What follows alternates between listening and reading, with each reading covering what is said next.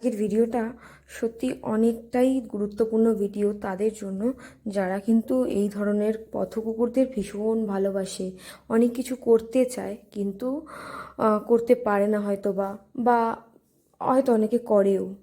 তো যাই হোক, যারা ভালোবাসে তাদের জন্য এই ভিডিওটা, যারা আমাদের মতন এই পথকুকুরদের জন্য মন যাদের কাঁদে, হ্যাঁ, আর যারা আমরা বিলিভ করি যে প্রত্যেকটা জীবনেরই গুরুত্ব আছে, এই ভিডিওটা অবশ্যই লাস্ট অবধি দেখবে। এই ভিডিওটাতে একজন অ্যানিমালসদের ডক্টরের কন্ট্যাক্ট নাম্বারও দেওয়া আছে এবং তার সাথেও তাকেও দেখতে পাবেন আপনারা ভিডিওটি লাস্ট অবধি দেখলে।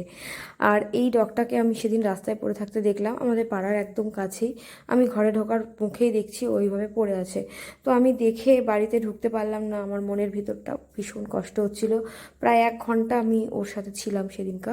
আর সৌম্যর বাবাও এই ডগদেরকে খুব ভালোবাসে। তো আমরা দুজন মিলেই কিন্তু দেখছিলাম এবং চাইছিলাম যে কি ব্যবস্থা করা যায়। তো আমরা তো আর ডক্টর নই এদের, তো আমরা তো সেই রকম যেটা প্রয়োজনীয় ট্রিটমেন্ট সেটা তো সেই মোমেন্টে দিতে পারবো না। তো যাই হোক, আমার কাছে একজন এই পথকুকুরদের ডক্টরের কন্ট্যাক্ট নাম্বার ছিল। তো ওনাকে ফোন করলাম। তো ওনাকে ফোন করার পরে কিন্তু উনি কিন্তু, যেহেতু চেনা জানা, অত রাত্রেবেলা 10:30টার সময় উনি কিন্তু ঠিক চলে এলেন এবং উনি আমাদেরকে খালি বললেন যে একজন লাগবে যিনি ডগটিকে ধরতে হবে, তবে 2টো ইঞ্জেকশন দিলে ঠিক হবে।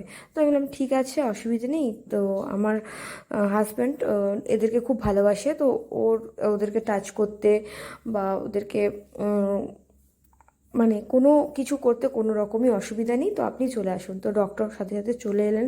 আসার পরে কিন্তু ওকে 2টো ইঞ্জেকশান দেওয়া হলো। 2টো ইঞ্জেকশান দেওয়ার পরে ওকে ওপরে একটা কাপড় দিয়ে ঢেকে দিতে বলা হলো। তো সেদিন খুব বৃষ্টি হয়েছিল, তো আমরা ওই একটা সাইডে ও পড়েছিল ওইভাবে। তো ওর গায়ের ওপরে ওই ইঞ্জেকশান দেওয়ার পরে ওর গায়ের ওপরে একটা কাঁথা এরকম একটা কিছু চাপা দিয়ে প্রায় 1-1.5 ঘন্টা পরে ঘরে ফিরে এলাম। তারপরের দিন সকালবেলা দেখা গেছে কি ও কিন্তু সুস্থ হয়ে গেছিলো, কিন্তু আমরা যখন দেখছিলাম তখন প্রায় মনে হচ্ছিল যেন লাস্ট ব্রিথ।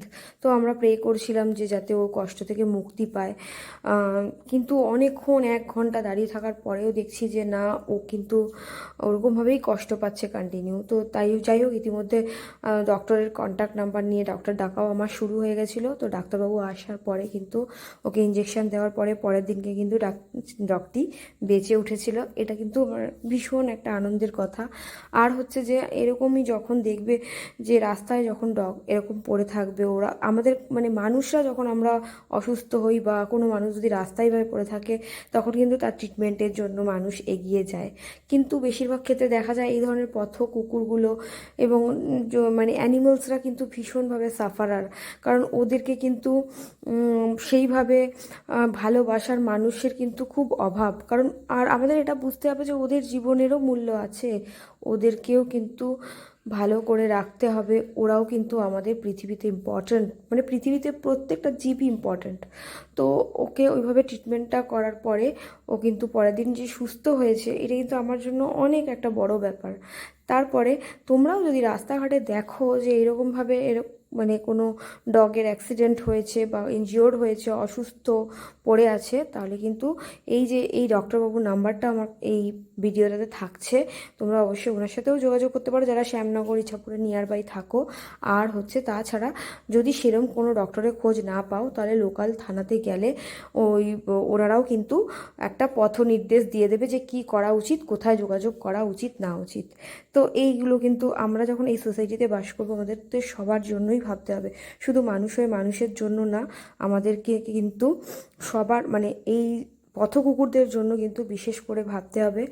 আর ভিডিওটা যাদের ভালো লাগবে অবশ্যই শেয়ার করে দিও, যাতে অনেক মানুষ জানতে পারে এবং ওদের ভালোবাসতে, ওদের সাহায্যার্থে যাতে মানুষ এগিয়ে আসতে পারে। তো এই জন্যই তোমাদের সাথে এই ডক্টরের নাম্বারও শেয়ার করে রাখলাম। এটা কিন্তু অনেক কাজে লাগবে, বিশেষ করে যারা চাও ওদের হেল্প করতে, বাট কোনো উপায় নেই, কিভাবে করব ওয়ে জানি না, তাদের জন্য অবশ্যই এটা কার্যকরী হবে। টাটা।